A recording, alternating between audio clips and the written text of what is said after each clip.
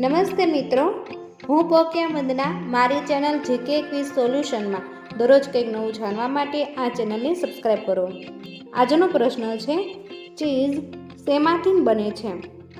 A દૂધમાંથી, B દહીંમાંથી, C છાશમાંથી, D માખણમાંથી।